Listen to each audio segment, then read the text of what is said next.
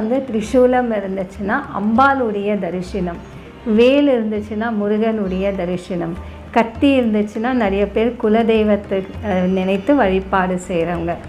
இது வந்து வாரத்துக்கு ஒரு நாள் நீங்கள் வந்து கண்டிப்பாக அபிஷேகம் செய்யணும். திரிசூலம், வேலுக்கு எல்லாத்துக்கும் அபிஷேகம் செய்யணும்.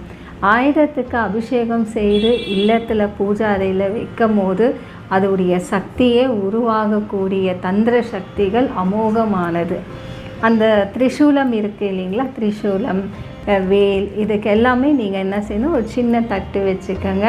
திரிசூலத்துக்கு வந்து ஒரு 9 அபிஷேகம், 3 அபிஷேகம் அந்த மாதிரி நீங்கள் செய்யலாம். வெள்ளிக்கிழமை, பௌர்ணமி, அமாவாசை, இந்த நாட்கள் எல்லாமே வந்து ஒரு விசேஷமான நாள்.